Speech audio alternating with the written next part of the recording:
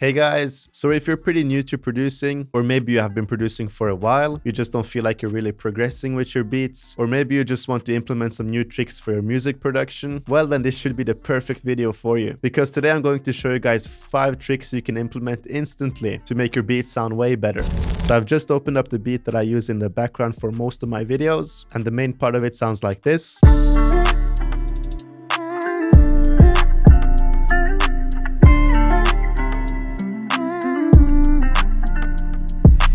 So maybe you've already guessed it, but the first tip I'm going to give you guys is to keep it simple. I seriously can't stress this enough how many times I've seen producers go for like crazy hi-hat patterns, 808s hitting all the time, percussion all over the place. Bro, it's too much. So make sure you guys cut that out and keep it simple. Especially if you guys are going for placements and so on, you pretty much have to remember that you need to leave space in your beats for the vocals. If you have crazy drum patterns, then there's way too much stuff going on and there's literally no space for the artist to put his vocals on. So I'll give you guys a quick example. I'm going to solo out the hi-hats for this beat and show you guys how much of a difference it makes. Now you see producers having crazy hi-hat patterns, so they pretty much just go all over the rolls like this. They like make some crazy rolls and then they pitch them down all the way down like here, put this down, make it climb like this, and it literally just looks like a mess in the piano roll. So you can hear how this would sound on the simple beat I made.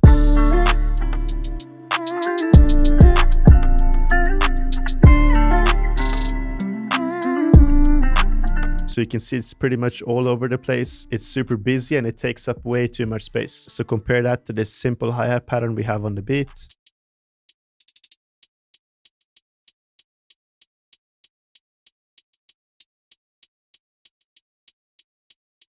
So you can see I'm not keeping a straight 2-step because that would maybe be too simple. But instead of adding all these crazy rolls everywhere, you want to keep it simple but catchy at the same time. So I'm pretty calculated with my rolls right here. I have a simple 4-step roll on this first bar. Then for the second part, we literally only have this cut right here. And on this, we're keeping it even simpler than the first part. Just a standard cut right here and here. And lastly, just pitching this one down by 1 semitone. So my tip when you're making these simple hi-hat patterns, instead of adding lots of rolls, as you can see, I've played a little bit around with the velocity right here, and it just makes the hi-hats sound simple but still have some swing to them. Now this trick also goes for the 808. Producers usually have like crazy cuts all over the place like this.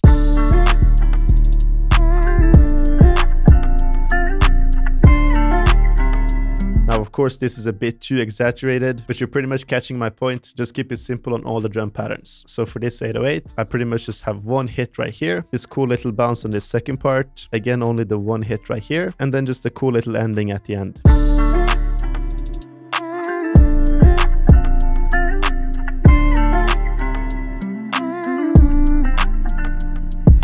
So seriously, just make sure you keep it simple, and trust me, you'll see way more success with your beats. So now for the second trick is to fill out your EQ spectrum. So here I have a sample that I just made.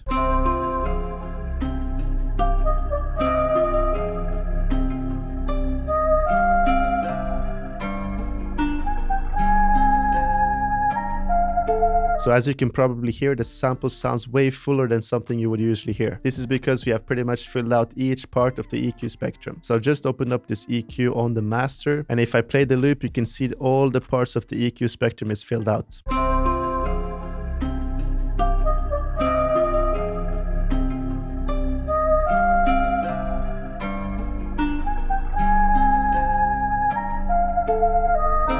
Now this is super important when it comes to both melodies and beats. So to make sure your melodies are sounding full and your beats are really kicking, you definitely want to fill out each part of the spectrum. This mainly comes down to sound selection and mixing. So to give you guys an example, so I'm strictly only going to play the guitar pattern, and I will have the EQ showing as well, just so we can see what frequencies the guitar is playing in.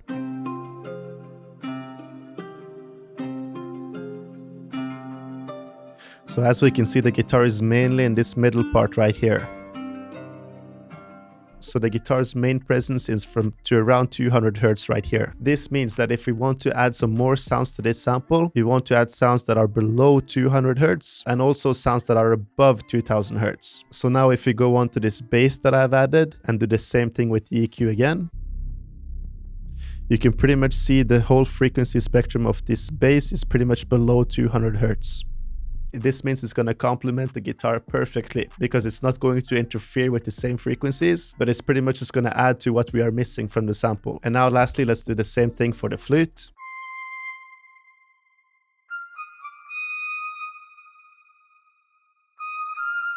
So now again, we can see the presence is pretty much above 2000 Hertz, which is again the frequencies we're missing from the guitar. So the bass is pretty much going to complement this lower part down here. The guitar is going to complement this middle part, while the flute is complementing the treble up here. So you pretty much want to have this mindset when it comes to your melodies. So now for tip number 3 is to use panning and widening. So I'm going to stick for the same sample, but we're just going to focus on this second part where we have the vocal coming in.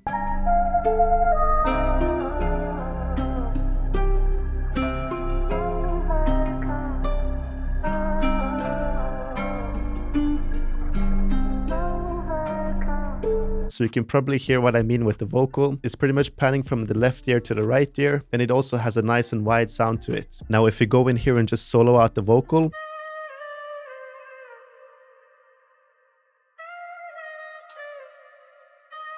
you might think it's a bit subtle, but if you make sure to do this consistently, you'll definitely start to hear a difference in your finished beats and samples. So now the way I like going about this is actually to open up the mixer. As you can see, these are all the effects we have for the vocal. Now the main effects for the panning is actually this Pancake 2 right here. This is actually a free plugin you guys can use, and I'm seriously just using the standard preset setting we have right here. I've just lowered the mix to about 92%. If you have it on 100%, it's a bit too much.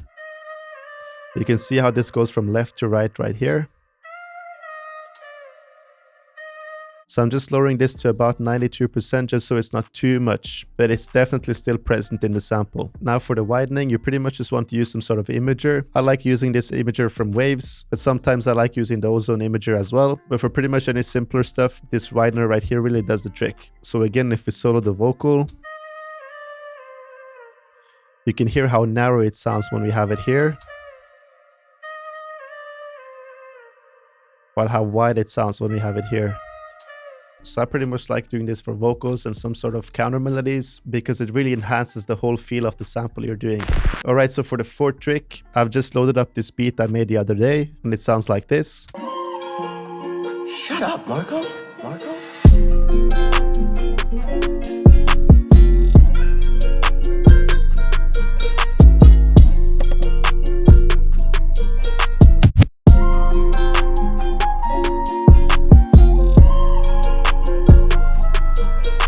So as you guys probably heard, the fourth tip is to use transitions. Now, especially when you guys are making beats, you definitely want to differentiate hooks with verses, have some sort of impact risers, and pretty much just go from one vibe to the other. And the best way to do this is to add some transitions to your beat. So as an example, we can play the same beat without any transitions.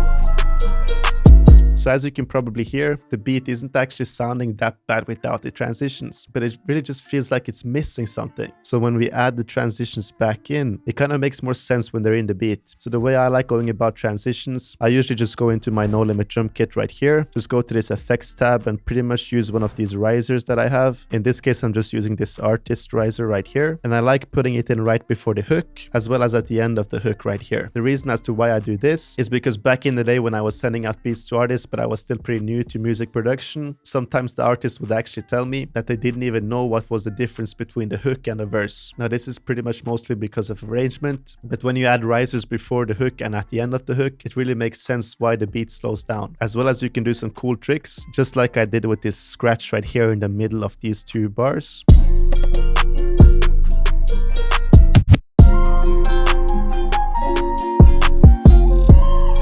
It just adds some cool tension to the beat. Now you can pretty much do this with different sounds as well. We can just delete this scratch and actually add this water drop. See how this sounds.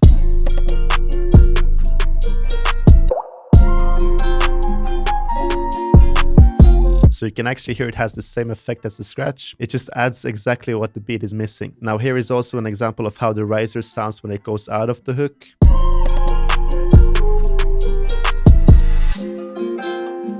So you can pretty much hear it slows a bit down. Alright, so the fifth and last tip is to play around with your pitch. So I've just opened up this sample I made and it sounds like this.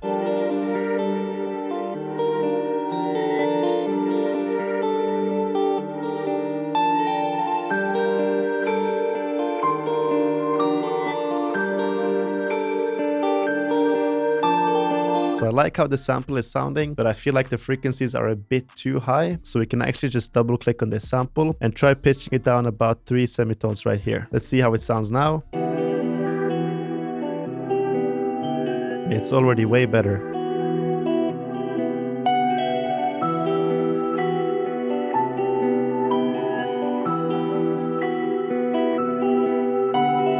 So it's still the same sample, it's just pitched down by 3 semitones, and it just makes it sound better. Now a cool trick you guys can do when it comes to the sound pitching is actually to just put this sound shifter on your master while you're making the sample, because then you guys can just use this semitone knob right here. Just pitch it up or down by a few semitones while you're making the sample, just to catch a different vibe to it.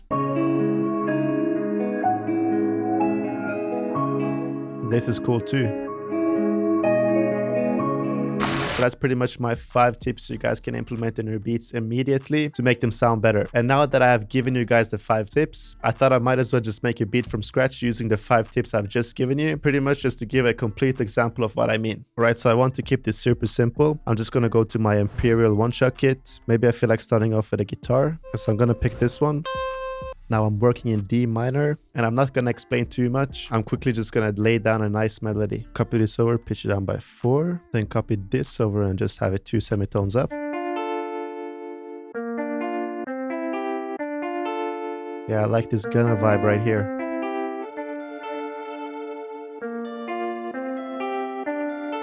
Just add some crystallizer to that.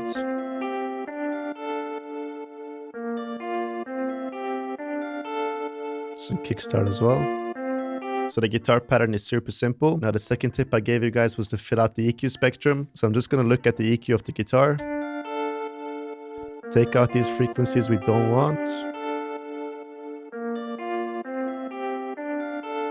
Pretty much just going to keep the middle section for the guitar. Then I'm going to go into my basses right here and put this stash bass in. Just put that on the root notes right here, just so we can fill out the lower spectrum of the frequency range. You can already hear the sample sounds way more full.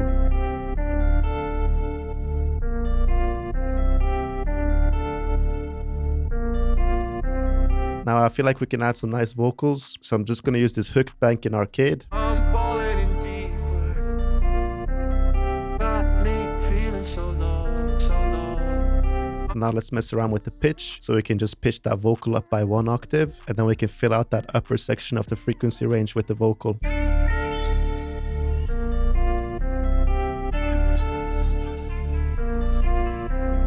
Let's add some panning to that vocal as well.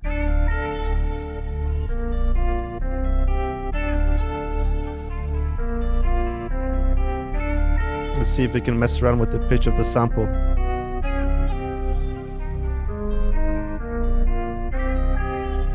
Yeah, this C minor sounds good. Now let's start off with the drums. So of course I'm just going to my No Limit drum kit. Start off with a nice open hat. And some nice claps as well.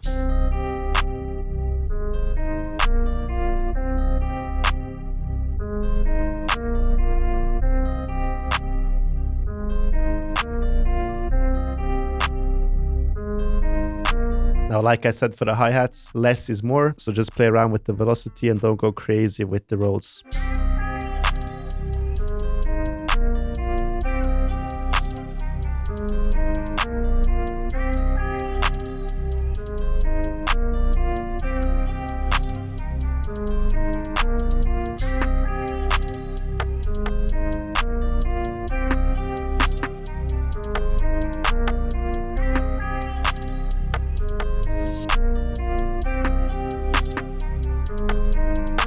Time for some 808s. Again, just keep it simple with the 808 pattern.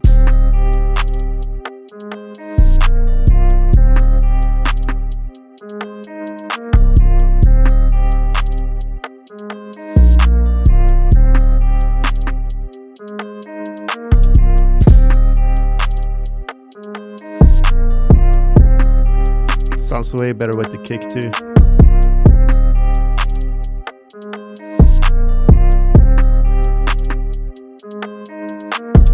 Now let's just add a quick transition to that. Add it right here before the hook, and that should pretty much be it.